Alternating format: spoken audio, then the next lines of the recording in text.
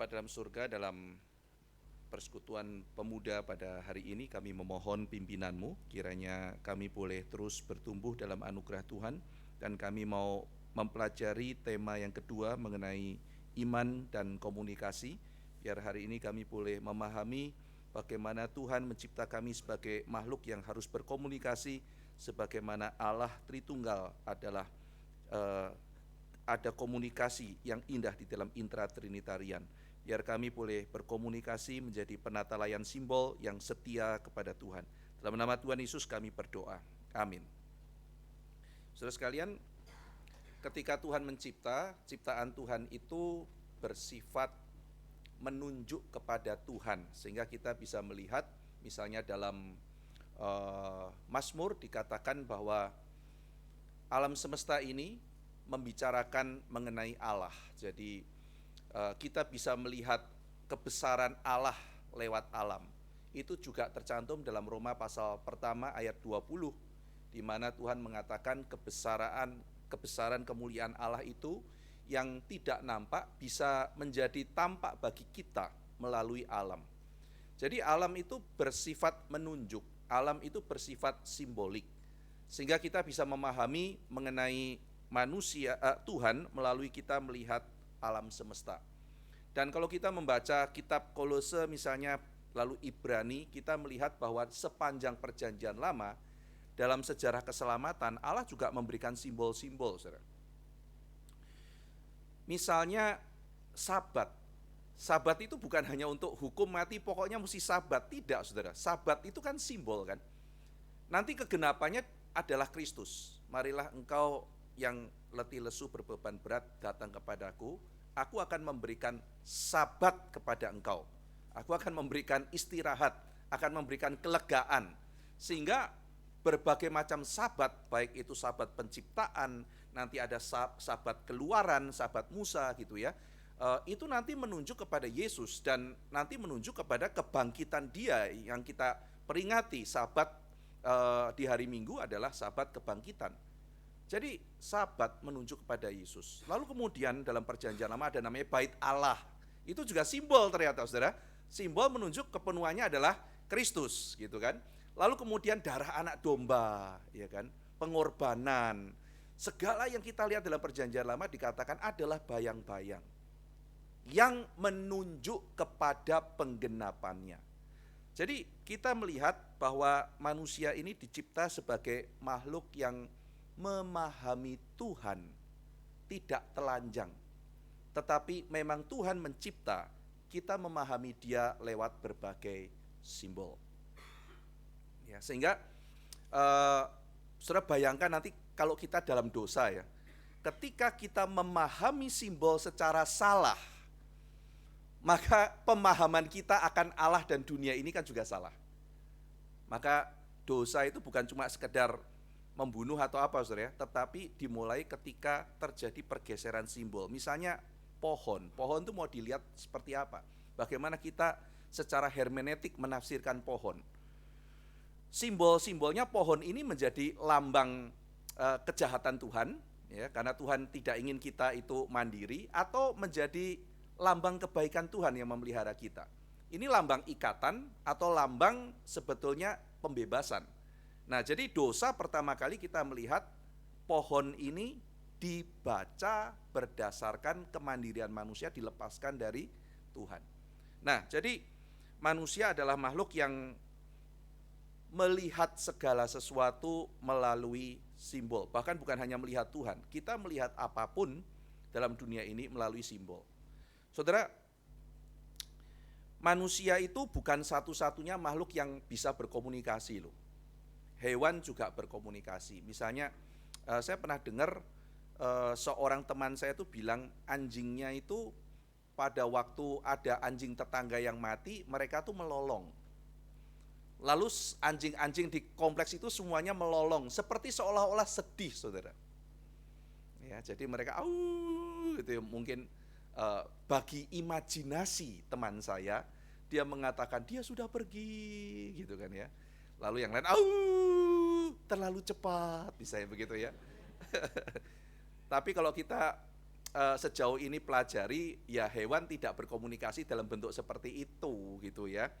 Ya, nah maksudnya hewan juga berkomunikasi. Semut itu kalau saudara pelajari dalam pelajaran biologi kan berkomunikasi lewat me- mengeluarkan zat tertentu ya, feromon atau apa gitu ya, saudara nanti bisa cek.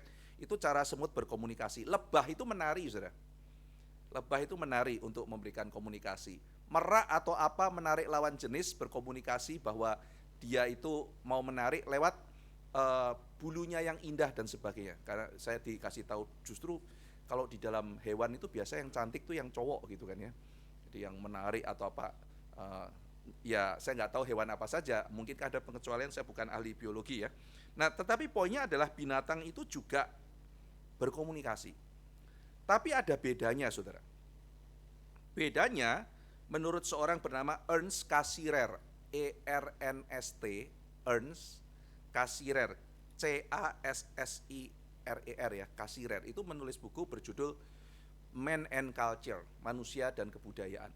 Nah, dalam buku itu dia menjelaskan, membagi menjadi dua. Kalau manusia itu bedanya sama binatang, saya sudah singgung sedikit minggu lalu. Binatang itu berkomunikasi lewat tanda, sign. Manusia itu satu-satunya makhluk yang berkomunikasi lewat simbol. Jadi sign and simbol itu berbeda. Nah, jadi di dalam dunia estetika, selain Ernst Cassirer, nanti yang berpengaruh adalah salah satu penerus dia, namanya Susan Langer tulisannya, Susan Langer. Jadi dua orang itu, Ernst Cassirer dan Susan Langer, adalah pemikir yang mengembangkan perbedaan antara sign and symbol. Bahkan Cassirer mengatakan manusia itu adalah animale symbolicum. Kalau Aristoteles kan mengatakan manusia itu animale rationale, makhluk yang rasional. Itu menjadi keunikan manusia. Manusia unik karena berpikir, karena rasional. Tetapi Ernst Cassirer mengatakan, tunggu dulu, manusia bukan sekedar unik karena rasio. Manusia unik bahkan bisa berpikir rasional karena mampu memahami simbol. Animale symbolicum, kata dia. Nah, jadi karena manusia itu bisa memahami simbol, maka manusia itu bisa berkebudayaan. Maka kan judulnya Man and Culture ya. Bagaimana manusia berkebudayaan? Karena manusia punya simbol. Jadi simbol itu saudara bisa berkomunikasi melintasi ruang dan waktu. Kenapa? Karena ada simbol. Saudara bisa merekam, bisa menyimpan seluruh bijaksana yang saudara temukan mengenai alam semesta, diteruskan kepada generasi penerus karena kita memahami simbol. Bayangkan manusia tidak memahami simbol, dia nggak ngerti. Jadi poin dari Cassirer itu sangat penting ya saudara, dan dia membuka nanti penelitian-penelitian lebih lanjut betapa pentingnya simbol itu, bahwa ternyata kita bisa ngomongin segala sesuatu itu karena simbol. Nah saudara-saudara sekalian, kita bedakan dulu apa itu sign and symbol. Tanda itu mengacu kepada satu tindakan. Jadi tanda itu biasanya itu sifatnya operator, saudara. Mengacu pada refer kepada satu hal saja. Misalnya begini, saudara. Kalau saya misalnya tepuk 2 kali,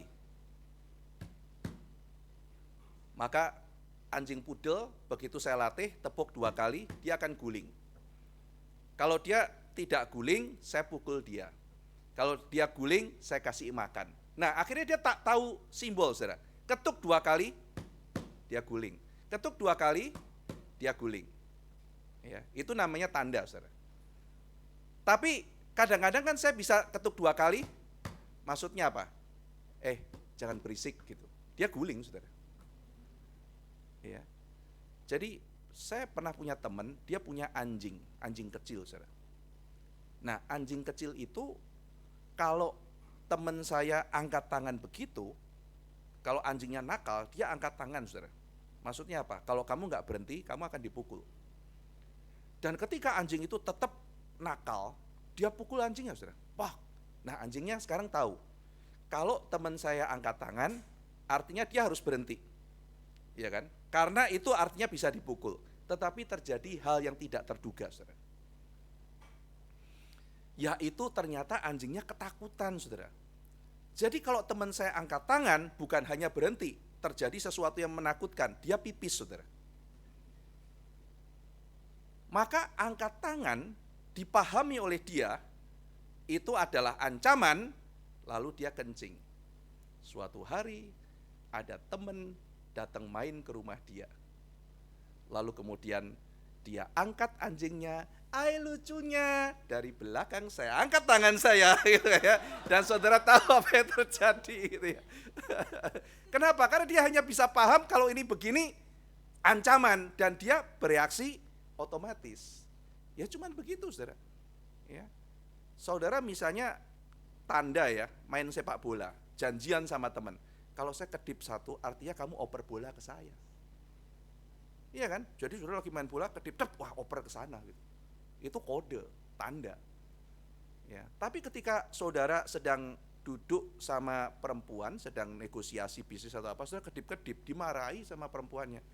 Ini kita bisnis serius loh, Bapak kenapa genit gitu kan ya. Bapak enggak tahu diri, enggak tahu malu, mau ngerayu saya lagi ya gitu kan ya. Enggak Pak, enggak, maksudnya saya memang cuma kelilipan. Enggak, itu maksudnya genit. Nah itu bisa dibaca macam-macam, saudara. Bisa oper bola, bisa genit, bisa kelilipan, nah itulah tanda. Jadi hanya manusia yang bisa memahami tanda. Tanda itu mengacu kemana-mana, saudara. Dan tanda itu dibaca membawa makna. Ya, jadi ini sesuatu yang tidak ada pada binatang. Jadi simbol tertentu punya makna tertentu, mewakili realitas tertentu. Ya, jadi misalnya begini, saudara. Kita pakai simbol MATAHARI, matahari.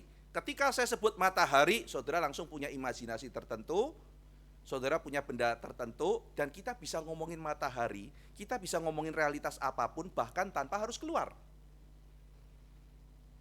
Jadi kalau saya panggil seorang ahli fisika, tolong bicarakan matahari, dia akan pergi ke sini, bicara mengenai matahari, dengan segala ilmunya dia, mungkin karena dia ahli fisika, tanpa kita harus ketemu lihat matahari, saudara, tidak perlu.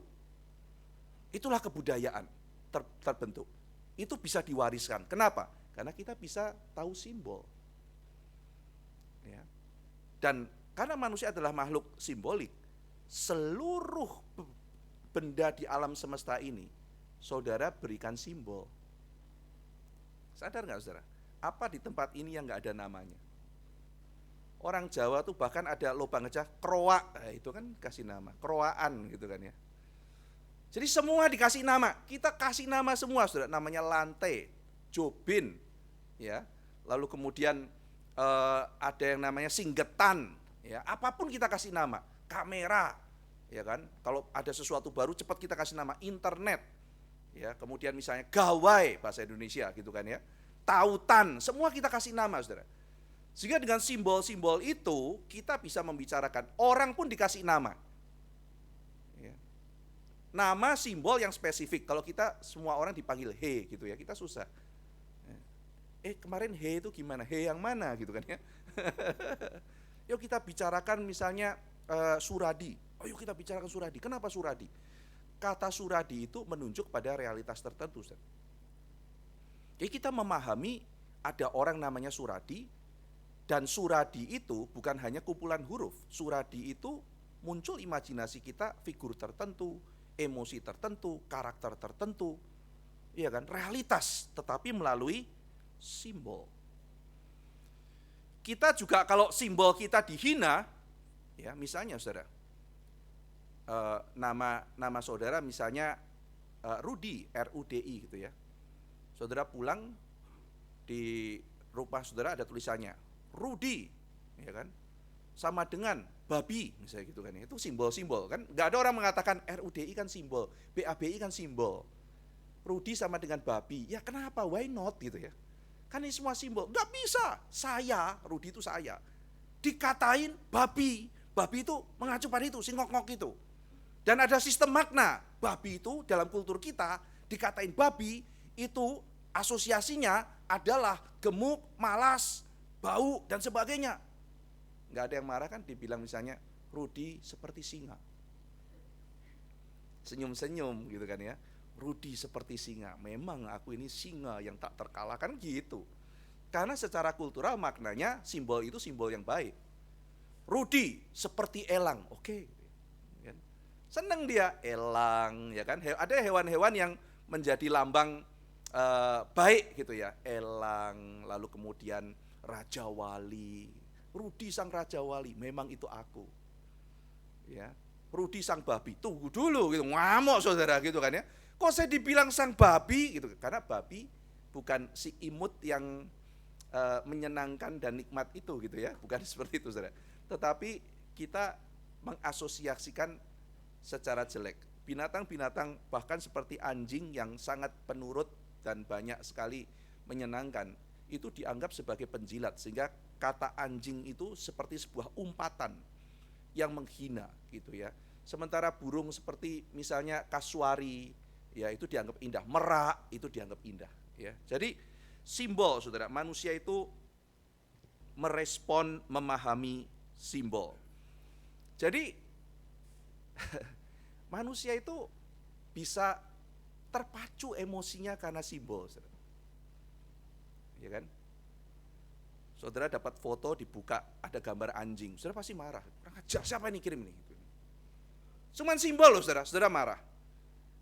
Anak sekolah dikasih kertas namanya rapor. Begitu lihat tep, warnanya aja saudara jadi merah gitu. Itu dia ketakutan loh saudara. Langsung dia bilang, gimana orang tuaku? Dia gemetar hanya melihat warna saudara. Padahal dia juga kalau beli baju suka warna merah saudara. Dia kalau pilih buku, dia pilih sepatu, dia suka warna merah. Nah gurunya mengatakan karena kamu suka warna merah, matematik kamu nih angkanya merah. Dia gemeter saudara. Oh Tuhan gitu ya. Kalau dia lihat saudara, angka di sekolahnya raportnya itu 100.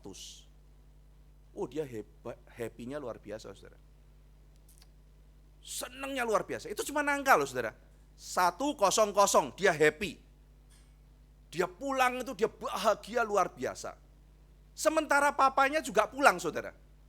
Dia habis lihat saldonya 100. Anaknya happy, papinya nggak happy gitu. Sama-sama simbol loh saudara. 100, tapi mengacu pada realitas yang berbeda. Maknanya sangat berbeda.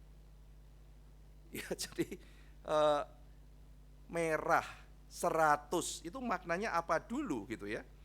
Nah, warna merah itu tanda bisa sukacita, ya kan? Warna kalau saudara nanti misalnya pakai warna merah menyimbolkan saudara misalnya bahagia. Makanya kan kita juga hati-hati saudara ketika kita datang ke dukaan di Indonesia ini, kita membiasakan diri tidak pakai baju warna cerah atau merah dan sebagainya. Karena bisa dianggap tidak menghormati orang yang sedang berduka. Iya kan, datang ke dukaan pakai warna merah menyala, kamu nyumpahin kan bilang gitu. Padahal kita tidak mau mengatakan apa-apa gitu. Kita juga ikut berduka, cuma bajunya ternyata ada simbol-simbol kultural tertentu yang mau dilambangkan. Nah, jadi kita ini adalah makhluk yang memahami dunia melalui simbol. Ernst Cassirer dalam buku Man and Culture itu membahas Helen Keller, saudara. Saudara kalau mempelajari Helen Keller, ini kan anak yang lahir dia itu buta, lalu tuli kan saudara. Dia bisa bicara, tapi buta dan tuli. Nah kalau buta dan tuli kan biasanya juga jadi bisu kan. Karena dia nggak bisa dengar, dia nggak bisa lihat. Saudara bisa membayangkan betapa dunia itu begitu gelap dan menakutkan bagi seorang Helen Keller. Maka dia itu merusak segalanya dan sebagainya. Sampai akhirnya suatu hari orang tuanya yang sudah give up, nggak bisa lagi menangani Helen Keller, mengundang seorang guru. Nah ini seorang guru yang sangat berjasa, namanya Anne Sullivan. Nah pertamanya ketika Anne Sullivan ini datang kepada Helen Keller, orang tuanya itu memanjakan dia. Jadi ketika Helen Keller itu didisiplin, Nggak boleh, kasihan, apa? Maka akhirnya Anne Sullivan mengatakan, saya akan leave meninggalkan Helen kecuali kamu bikinkan saya satu tempat tersembunyi, saya biar tinggal di situ, saya didik Helen. Kalau enggak saya enggak mau. Akhirnya diizinkan, saudara, ada satu rumah supaya Helen Keller ini dididik sama dia. Itu sama kayak kita guru TK. Saya dulu pernah ngajar, saudara, tahun 97, ngajar SD. Tapi sekolah itu aneh, orang tuanya tuh boleh berdiri di depan ini, di depan jendela gitu. Jadi kalau saya ngajar, saudara, misalnya saya hukum anak gitu ya, Pak, dia nggak sengaja Pak, itu orang tua bisa intervensi begitu. Maka akhirnya saya marah, saya bilang sama guru, kalau misalnya orang tua nggak diusir turun, saya nggak mau ngajar lagi. Akhirnya diizinkan turun. Ya gimana saya mau mengajar, karena begitu disiplin, Pak, dia nggak sengaja, Pak, dia ini orang tua cerewetnya luar biasa gitu. Ya kan? Jadi tidak bisa kita mengajar kalau ada banyak suara seperti itu. Nah, jadi saudara-saudara sekalian, Anne Sullivan minta waktu benar-benar sama Helen Keller. Apa yang terjadi, saudara? Helen itu mulai terbuka ketika dia itu pegang air, lalu Anne Sullivan menuliskan sesuatu di tangan dia. Pelan-pelan dia memahami yang ditulis itu bukan cuma sekedar gores, itu simbol. Oh, ini tuh air itu begini simbolnya. Nah, dia mulai bisa ngomong gitu ya. Oh itu air. Papa itu simbolnya apa? Mama, nah dia mulai mengerti simbol.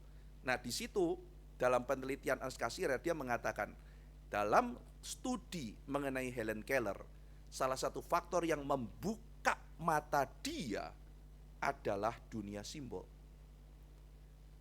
Saudara bisa baca buku itu ya, Man and Culture. Setelah dia mengerti simbol bahwa dunia ini semua punya nama, punya simbol, maka dia bisa mempelajari apapun. Bahkan meskipun dia buta, meskipun dia itu seorang yang tuli, tetapi dia bisa memahami dunia ini dengan simbol. Akhirnya dia bisa tulis, dia mulai belajar bicara. Dia kan lulus S1 ya saudara. Dia kalau nggak salah sarjana hukum atau apa, saya lupa ya. Saya pernah sedikit pelajari mengenai biografi Helen Keller, tetapi kemudian saya baca ulang ketika membaca buku dari Ernst Cassirer. Jadi dunia tiba-tiba terbuka. Nah, maka sebetulnya kita berkomunikasi lewat simbol. Dan salah satu simbol yang kita pakai adalah huruf, bahasa gitu ya. Maka saudara pernah berpikir gak?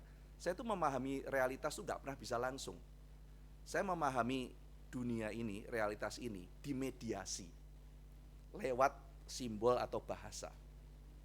Iya kan? Matahari, ya kan kita kan matahari itu apa? Lalu kemudian mulai konsep-konsep, itu membuat kita memahami realitas. Nah, di sini bahayanya saudara. Kalau jembatannya ini, simbolnya ini keliru, maka saudara akan keliru memahami realitasnya. Gereja itu apa saudara?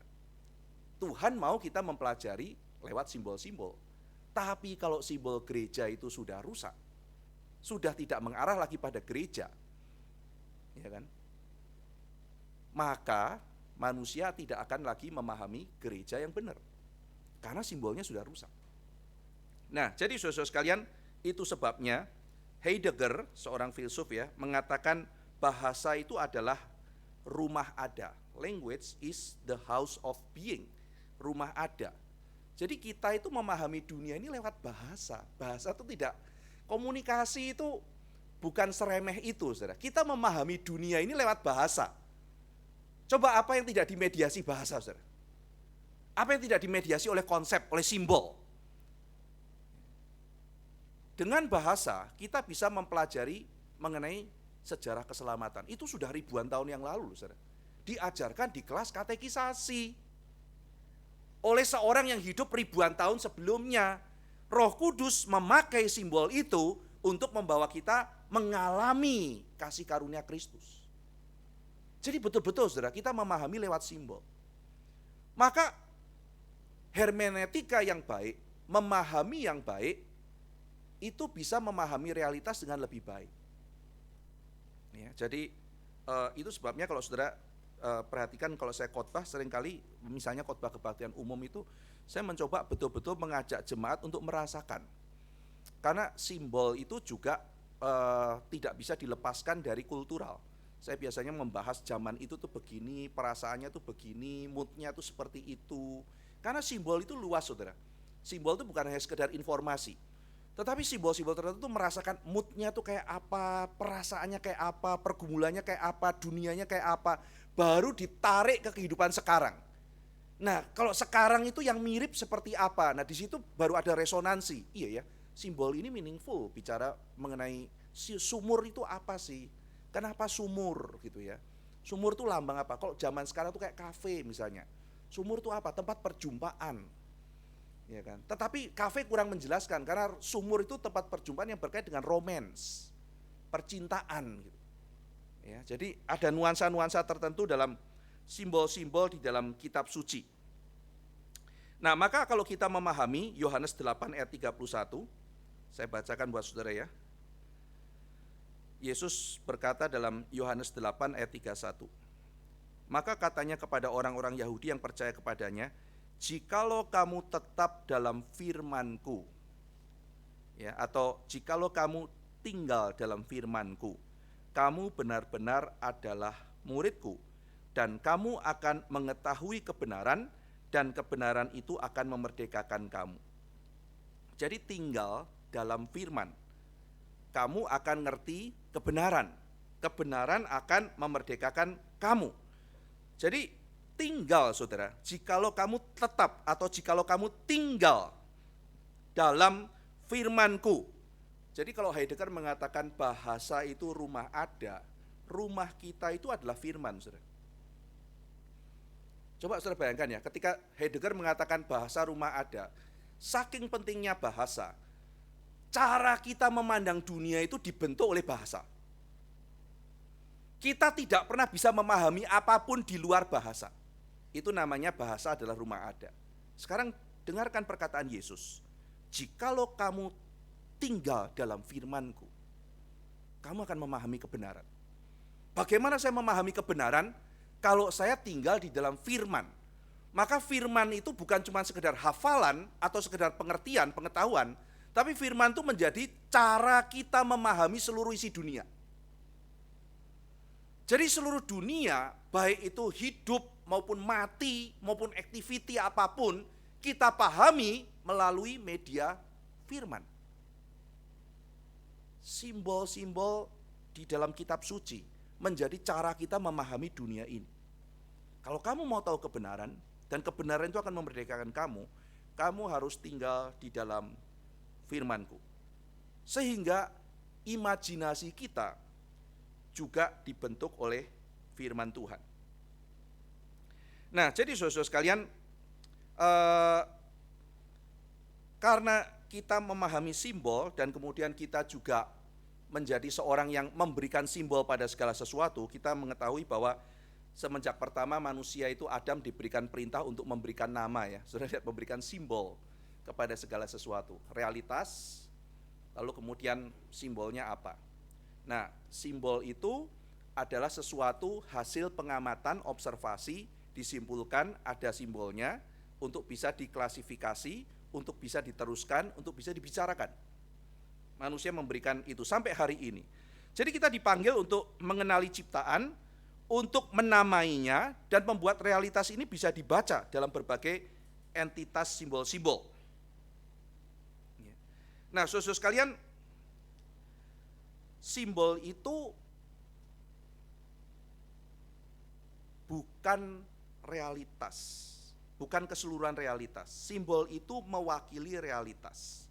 Simbol itu menunjuk, ya, dia bisa melampaui, tapi dia juga bisa mereduksi. Nah, sedikit perdebatan ya saudara di dalam bahasa itu mengenai teori makna ya. Itu ada yang namanya strukturalis dan poststrukturalis. Saya tidak akan terlalu teknikal di sini. Tapi kira-kira begini, ada orang-orang kaum strukturalis, yaitu orang-orang seperti Ferdinand de Saussure yang mengatakan makna itu bisa dipahami lewat struktur bahasa. Misalnya kata laki-laki dipahami dengan kebalikannya perempuan dan sebagainya. Kita bisa memahami makna itu jelas dan pasti. Makna itu jelas, makna itu pasti, makna itu objektif bisa dipahami. Itu namanya teori strukturalis. Tetapi ada yang namanya poststrukturalis, sederhananya begitu. Nah, ini orang-orang seperti Derrida, Michel Foucault mengatakan makna itu tidak tetap. makna itu akan selalu berubah. Dan tidak ada final. The author is dead. Penulisnya sudah mati. Sehingga selalu ada kata difference, kata si Derrida. Selalu kata tertunda. Makna itu selalu berubah setiap kali kita bicarakan. Nah, mana yang benar? Ya. Satu sisi orang Kristen percaya bahwa makna itu pasti ada. Ya, karena kita percaya ada, meskipun autor bisa meninggal, Tuhan tidak pernah mati dan Roh Kudus selalu berbicara. Kita percaya ada makna, kita percaya ada objektivitas. Tetapi objektivitas paling final hanya di tangan Tuhan. Kita hanya bisa interpretasi, tetapi ada objektivitas, ya, karena ada Tuhan. Nah, tetapi kita juga menyadari bahwa di dalam dosa manusia itu menyimpangkan makna. Sehingga Derrida juga benar, makna itu selalu harus disimpangkan. Nah, tugas orang Kristen itu mengembalikan itu, saudara. Kalung salib dipakai gede-gede, maknanya apa? Aksesoris biar ganteng, biar ayu. Ya kan buat kita ini apa-apaan ini gitu. Maknanya kan tidak benar itu kan penyimpangan makna, saudara ya. Nah, apa yang kita lakukan, saudara? Kita mengembalikan makna. Nah, gereja berjuang mengembalikan makna. Gereja itu tempat entertainment, kita kan kembalikan, gereja itu kerajaan Allah. Berarti kita mengembalikan makna, kita percaya makna itu belum final. Makna bisa diselewengkan. Ya. Tetapi kita baru bisa mengembalikan makna kalau kita percaya bahwa ada makna yang objektif dan yang utuh, meskipun belum final. Nah, jadi kita dipanggil sebagai satu istilah yang saya kutip dari seorang komunikator namanya Quentin Schultz, kita dipanggil sebagai penata layanan simbol. Kita menggembalakan simbol, gereja harus menggembalakan simbol, saudara. Ya. Simbol itu bisa diselewengkan. Misalnya begini, saudara ya. Beni itu simbol. Ketika saya sebut Beni, saudara mungkin punya teman namanya Beni. Tetapi Beni itu mewakili keseluruhan Beni sekaligus mereduksi. Karena Beni lebih dari namanya. Kira-kira seperti itu. Ya. Simbol kadang-kadang bisa membawa kita pada kedalaman sesuatu. Misalnya gini, saudara. Saudara tuh perasaannya itu gundah gulana. Terus saudara suruh ngomong. Ya. Kan saudara bisa ngomong gini, saudara. Ditanya, apa perasaanmu? Saya merasa sangat sedih. Saya merasa sangat tertekan. Saya merasa kehidupan ini sangat sulit bagiku. Ini namanya gaya bahasa langsung. Sekarang saya pakai metode komunikasi yang berbeda. Komunikasi tidak langsung. Ditanya. Jadi gak langsung menyatakan perasaan gitu ya. Bagaimana perasaanmu setelah kamu ditinggal istrimu? Kan tadi mengatakan saya merasa sedih, saya merasa kehilangan, saya merasa putus asa. Dia cuma bilang gini, itu seperti kehilangan separuh tubuhku. Pernah merasakan enggak? Bangun tidur itu menatap kosong dan hanya natap aja. Mau nangis enggak bisa, mau ketawa juga enggak bisa. Saya betul-betul mematung berjam-jam. Makan bagi saya siksaan. Ke kantor bagi saya siksaan. Tapi hidup harus berjalan. Kalau kamu tanya apa itu perasaannya, saya enggak tahu perasaan itu saya apa. Yang saya jalani hanya bertahan hidup hari demi hari. Nah, itu sebetulnya enggak ngomong perasaannya gimana, saudara. Tapi dia hanya menjelaskan detail-detail kehidupan dia. Itu cara berkomunikasi. Dan itu mungkin lebih, saudara bisa menangkap perasaan dia, bukan hanya sekedar datanya dia. Ya. Jadi kata sedih itu adalah sebuah simbol. Tapi realitasnya bisa lebih kompleks dari itu. Terus ditanya lagi, jadi setelah 5 hari perasaanmu gimana? Dia menyanyi, feeling, nothing more than feeling. Wah, itu lebih menyayat lagi gitu ya, dia nyanyi, saudara. Trying to forget my feeling of love gitu kan dan sebagainya gitu kan ya. Wah, dia lagi sakit hatinya, perasaannya teriris. Lagu itu mengungkapkan lebih. Nah, itu sebabnya ada satu orang namanya Paul Ricoeur bilang, evil itu enggak dibilang jahat, enggak gitu aja. Kadang-kadang Tuhan mengatakan najis. Ada orang yang kusta lewat disuruh itu menunjukkan betapa kotornya manusia di depan Tuhan ketika berdosa. Betapa seriusnya kejahatan itu.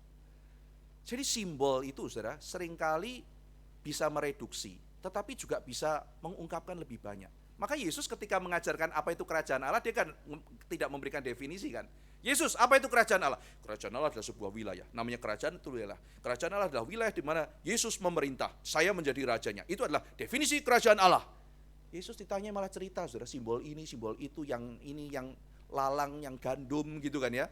Orang menabur benih, lalu kemudian biji sesawi, itu semua simbol, saudara. Ya. Ada anak sulung, ada anak bungsu. Tuhan cerita semuanya itu, saudara. Simbol-simbol itu. Itu ketika didengar, iya ya, ada sesuatu yang gak bisa diungkapkan, tapi kita dapat. Nah itu kekayaan simbol, saudara. Dan kita itu harus menjadi penatalayan simbol. Kita harus menjadi penjaga simbol yang baik. Sehingga dengan demikian kita membawa simbol itu kepada tempat yang tepat seharusnya. Salib itu simbol apa? Kristen itu apa? Ya, gereja itu simbol apa? Ya kan? Dosa itu simbol apa? Dan sebagainya. Kita menghadirkan makna sesuai dengan firman Tuhan. Nah, saudara-saudara sekalian, simbol itu bekerja lewat imajinasi. Tadi pagi saya sudah jelaskan, imajinasi itu bukan sekedar khayalan. Kita tuh berpikir bukan hanya dengan data, tapi juga dengan gambar, saudara. Kita tuh berpikir dengan gambar. Nah, seringkali datanya kita masuk, gambarannya itu nggak masuk. Sekarang hidup sukses, saudara. Bagaimanapun, saudara ke mall, lihat iklan, saudara itu punya imajinasi hidup sukses. Ketika diajari di gereja, dikasih data, itu bentur dengan konsep hidup sukses dari mall, dari iklan. Nah ketika bentur, saudara mulai mikir, mana yang lebih masuk akal? Bukan mana yang benar, saudara. Manusia bukan makhluk serasional itu. Mana yang lebih masuk akal? Itu yang akan menjadi imajinasi saudara. Maka itu ada orang yang doktrinnya benar, kelakuannya kagak benar. Kenapa? Karena yang dia tahu sama yang dia imajinasikan dan dia mau percaya beda. Dan apa yang saudara imajinasikan akan saudara cintai. Apa yang saudara cintai akan saudara kejar. Itu poin buku Imagining The Kingdom karya James Smith gitu kan ya. Jadi bagaimana manusia ternyata tidak serasional yang dia kira. Manusia adalah makhluk yang berimajinasi, dan imajinasi membentuk namanya cinta. Saya ambil contoh begini, saudara. Pendidikan itu apa, saudara? Secara tidak sadar meskipun tidak didefinisikan. Misalnya orang bilang gini, sekolah itu scam. Sekolah itu tidak mengajarkan engkau cara mencari uang. Kalaupun diajarkan cara mencari uang, tidak mengajarkan engkau untuk menjadi kaya. Tidak ada gunanya. Saudara kan mulai nangkep kan? Imajinasi. Oh, kalau begitu yang penting adalah menjadi kaya. Sekolah tidak ada gunanya. Jadi sekolah yang berguna adalah sekolah yang menjadikan kita kaya. Nah, itu mulai imajinasi. Jadi sekolah itu simbol apa? Jadi melalui hal-hal seperti itu dan kemudian dia memamerkan image. Ya. Lu yang ngomong-ngomong itu pasti lu bodoh, tolol, dan miskin. Iya kan? Nggak mau bodoh, tolol, dan miskin kan? Ikuti saya nih, saya naik Ferrari loh. Wah, gambaran Ferrari gitu. Aku sekolah kok naik Cherry gitu ya. Maksudnya bukan Cherry yang sekarang, Carry yang dulu gitu ya. Cherry sekarang udah bagus-bagus gitu kan ya. Dan mahal harganya gitu. Carry zaman dulu kalau saudara beli bekasnya kan mungkin 20 juta dapat gitu kan ya. Ya, Carry yang zaman dulu gitu ya, Suzuki Carry gitu kan. Ya. Aku kok naik Carry gitu ya. Aku bener-bener carry naik balapan bek temanku gitu ya. Misalnya gitu. Terus sudah mulai mikir kan, imajinasinya tuh mulai rusak gitu. Jadi imajinasi Yesus berjalan di tengah-tengah padang pasir, enggak ada apa-apa, tapi penuh sukacita. Hilang semua gitu, udah Ferrari lah gitu ya. Dan kamu adalah memang manusia gagal, enggak kayak aku. Jadi kalau sekarang saudara sudah mulai 50 60-an dan saudara belum naik Ferrari, mulai pada guilty feeling semua. Atau mempertanyakan, aku memang bodohkah gitu kan? Dirusak oleh siapa? Ya oleh itu gitu. Ada gak ada orang yang sampai mau meninggal biasa aja? Banyak. Dosa gak? Kagak gitu.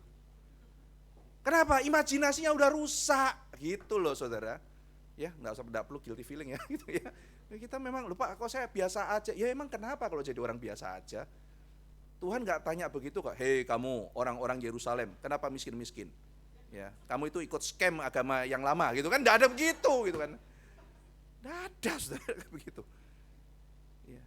Nah jadi sekolah itu apa? Jangan-jangan sekolah tempat cari uang. Ya kan? Sekolah itu apa? Sekolah itu adalah tempat untuk pabrik. Ya kan? Untuk menghasilkan baut-baut yang cocok untuk industri. Tapi coba saudara baca karya-karyanya pendidik namanya Comenius. Sekolah itu apa? Dia bilang Adam itu belajar di Eden. Eden itu artinya pleasure. Garden of pleasure, Garden of Eden itu adalah Garden of delight. Taman penuh sukacita. Jadi apa itu pendidikan? Pendidikan itu sebuah taman, Garden of delight. Maka dia mengimajinasikan sekolah itu sebagai sebuah taman. Nanti mempengaruhi seorang namanya Froebel, bikin taman kanak-kanak, TK. Jadi meskipun saudara pergi ke TK, mana tamannya? Meskipun tidak ada, tapi imajinasinya taman.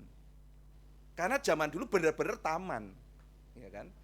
Di mana anak-anak itu tumbuhannya dan dirawat, dikembangkan, dipupuk, ya, bukan hanya harus jadi buruh pabrik. Saudara bayangkan ya, imajinasi simbol, ya, simbol sekolah akhirnya jadi membentuk imajinasinya apa? Imajinasinya salah, prakteknya salah. Saudara, saya kan sangat menentang penggunaan bahasa marketing dalam gereja kan. Kalau rapat-rapat itu saya minta menggunakan bahasa-bahasa non bahasa marketing. Kenapa saudara? Karena bahasa itu simbol. Kalau kita rapat gereja aja bahasanya sudah bahasa marketing, maka gereja menjadi simbolnya nanti apa saudara? Simbol dari perusahaan.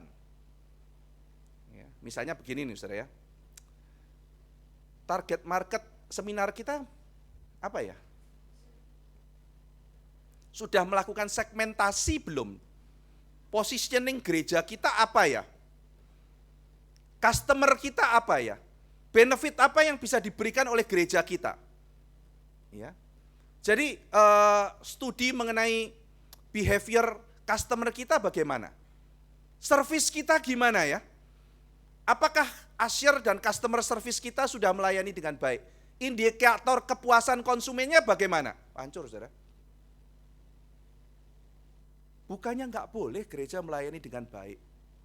Tetapi saudara, bahasa-bahasa itu membawa kita dekat dengan gereja sebagai perusahaan.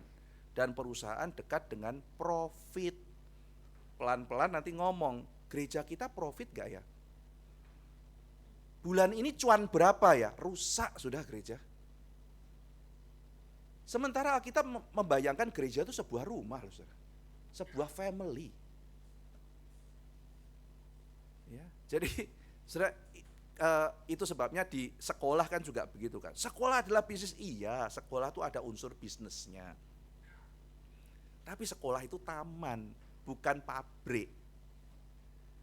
Ya, jadi saya paling nggak suka kalau bilang, jadi kita cuannya berapa, apa segala macam. Udahlah, jangan pakai bahasa-bahasa seperti itu. Kita ini pendidik. Kenapa Pak? Kan juga sama. Iya, tapi bahasa itu simbol.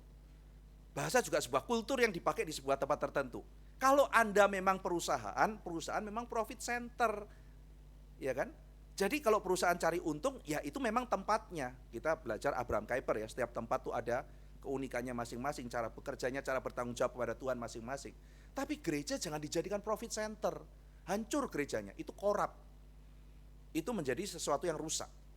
Sehingga kalau nanti pelayanan tak kemarin cuan berapa? Enggak ada cuan. Kita perlu evaluasi. Masa enggak ada cuan gitu kan ya. Ya kan celaka kalau kayak begitu gitu ya. Pertanyaannya adalah itu menjadi berkat apa tidak. Rugi kalau memang rugi, kita masih sanggup. Kita masih sanggup untuk rugi. Ya, kita harus bayar harga.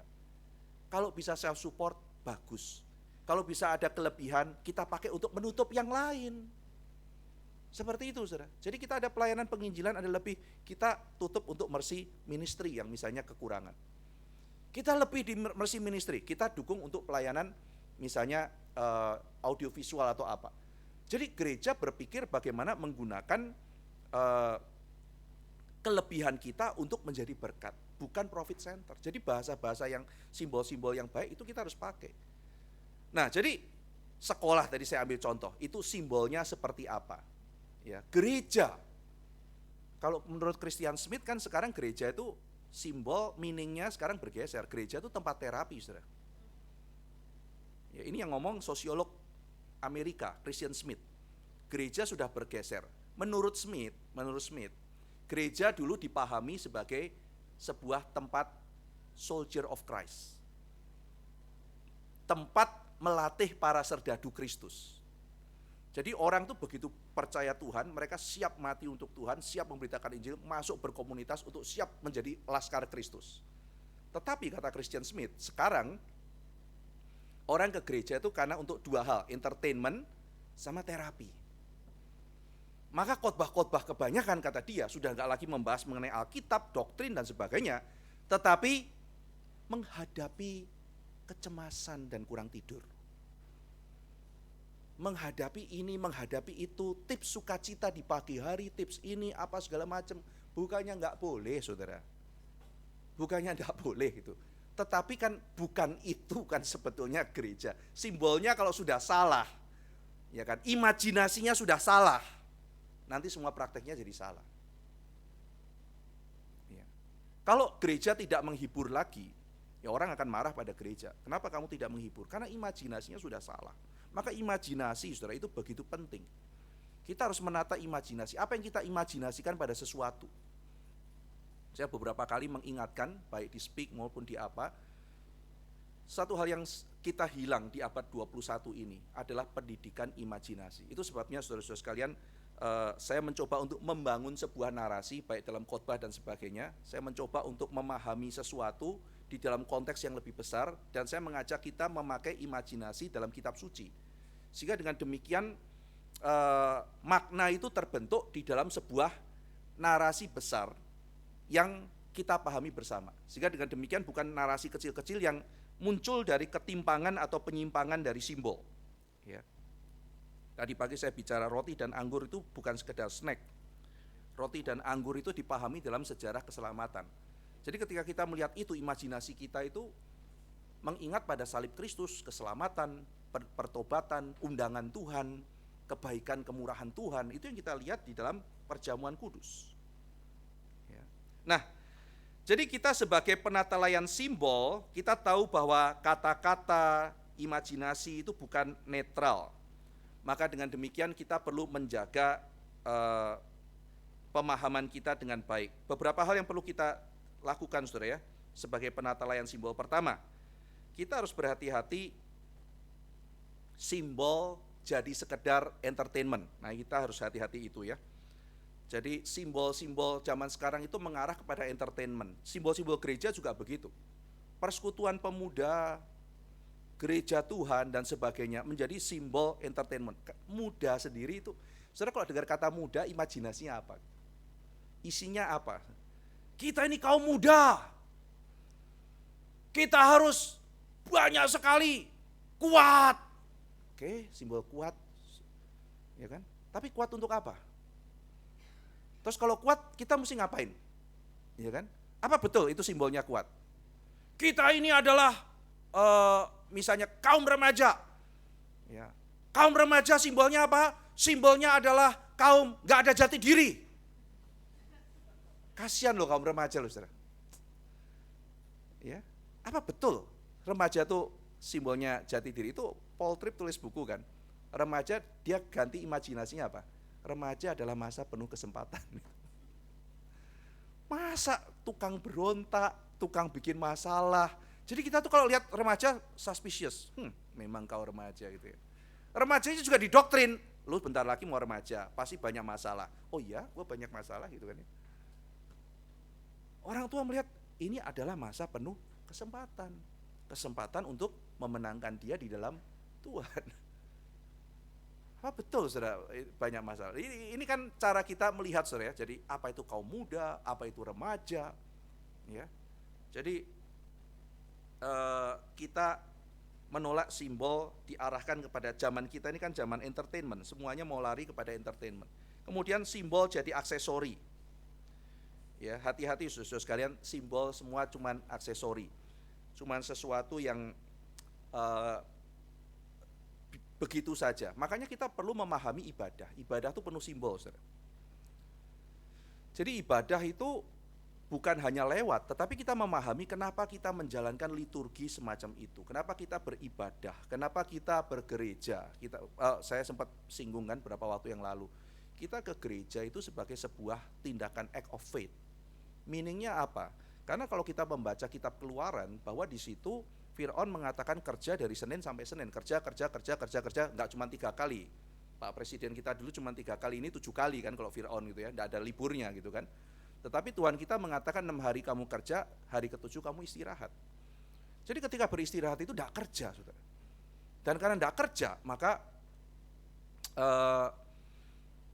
harus menggantungkan hidup kepada Tuhan. Itu act of faith.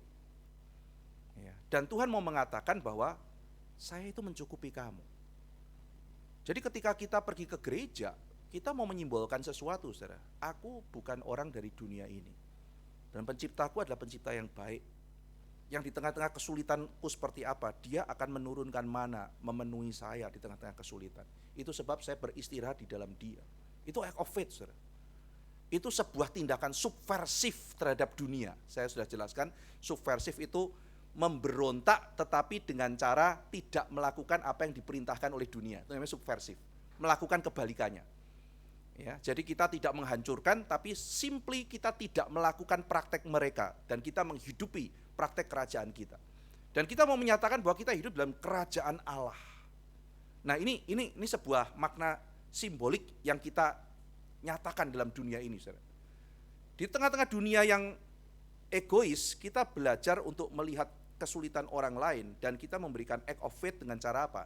Dengan cara memberikan love gift, saudara. Kita memberikan pemberian kepada orang yang membutuhkan.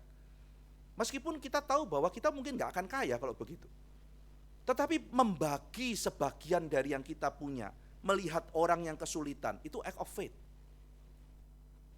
Itu sebuah simbol bahwa saya dipanggil oleh Tuhan mengalami kemurahan Tuhan, dan saya mau membagi kemurahan itu pada orang yang lebih susah dari saya. Nah, jadi kita menolak simbol-simbol itu jadi aksesori. Salib ya cuman salib, ya. Lalu liturgi ya cuman begitu, tetapi kita mencoba untuk menghayati simbol-simbol itu. Ibadah itu semuanya sama, setara, saudara. Tuhan yang paling penting. Ibadah itu kita tidak paling penting, saudara. Yang paling penting itu Tuhan. Ibadah itu bukan sekedar seremoni, itu perjumpaan dengan Tuhan. Pelayanan itu bukan mengenai siapa saya, tapi siapa Tuhan. Yang paling penting bukan saya. Ya. Kita hidup dalam dunia yang sifatnya adalah ekspresi, semuanya diekspresikan. Tetapi kita hidup dalam dunia yang taat, yang mengacu. Ya, jadi bukan saya ekspresikan diri, tapi bagaimana saya memfokuskan hidup saya kepada Tuhan. Bukan mengekspresikan diri saya seliar-liarnya pada dunia, tetapi saya memfokuskan hidup saya pada Tuhan. Dan setelah itu saya mengekspresikan apa yang menjadi kehendak Tuhan pada dunia. Iya kan saudara, dunia kan sekarang bicara mengenai ekspresi, apapun mau diekspresikan, yang penting ekspresi. Kalau ekspresinya menarik banyak orang, itu keren.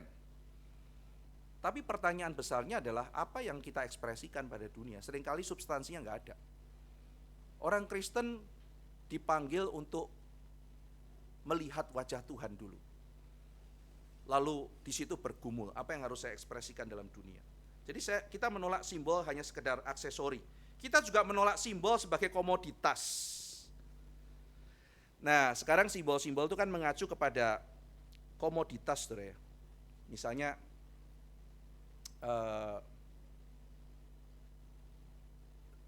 kalau saudara lihat ya, misalnya jangan-jangan ya nanti orang jualan begini, saudara.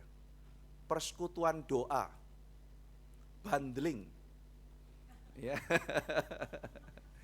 Gratis jus apa gitu ya setiap kali saudara melakukan persekutuan doa.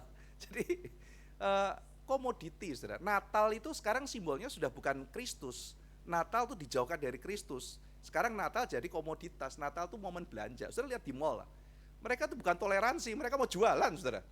Iya kan, Lebaran sebentar ada ketupat. Waduh, mereka sangat menghargai orang Islam kah gitu, belum tentu gitu. Lalu kemudian sebentar lagi Imlek ya kan.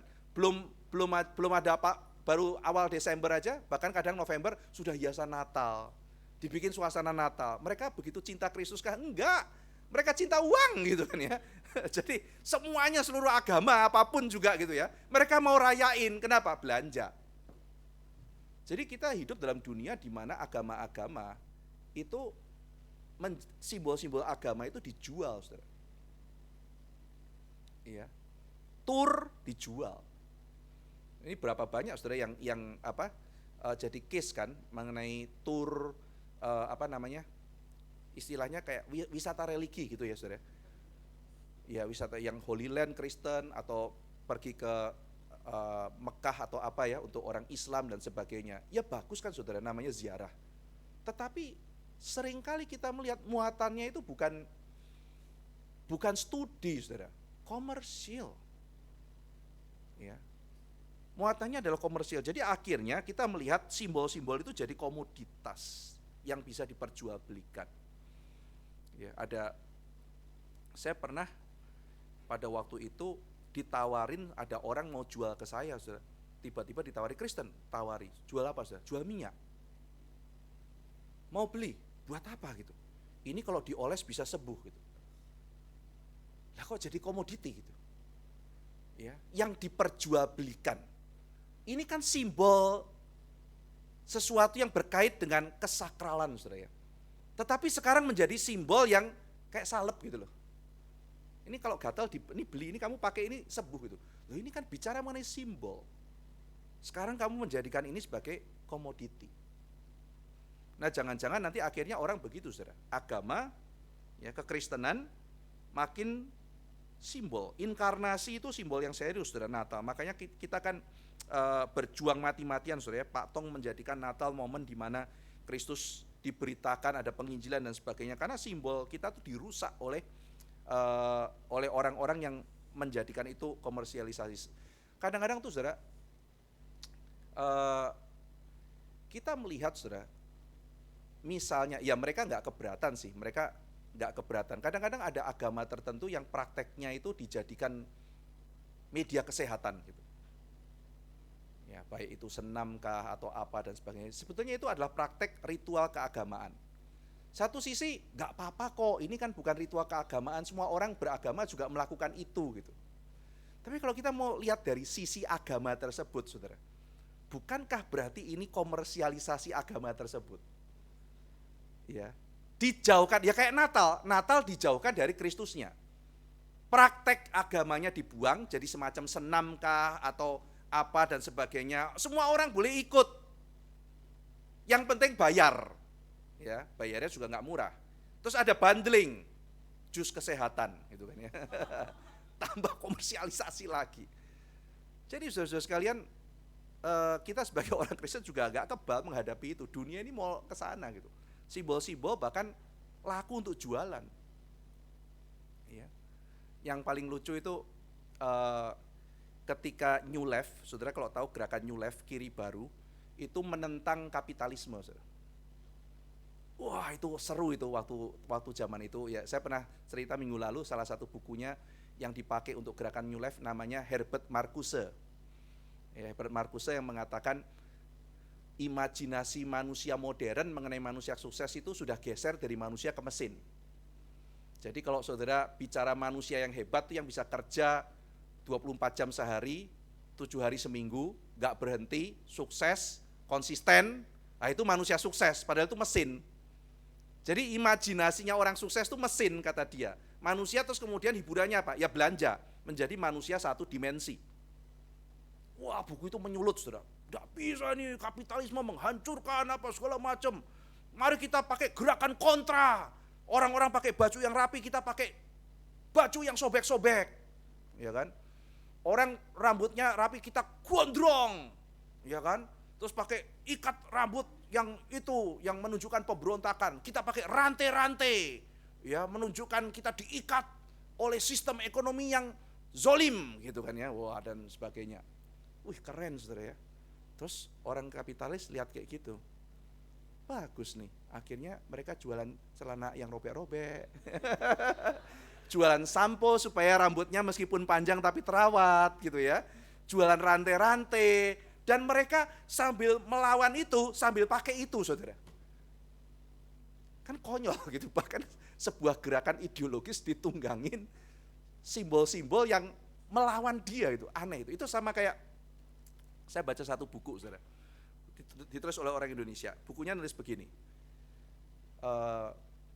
mahasiswa-mahasiswa berteriak menentang kapitalisme dan hegemoni ekonomi di DPR sambil minum Starbucks, pakai ponsel Samsung, ya kan? Dan juga makan McDonald. Itu kan konyol banget saudara gitu ya. Yang lu lawan tuh apa gitu kan ya. Tapi simbol-simbol yang kamu, jadi dia mau bicara mengenai dunia di mana tabrakan semua ideologi. Jadi orang itu sudah gak jelas gitu ya, dunia yang kacau balau, yang tabrakan semua simbolnya gak karu-karuan.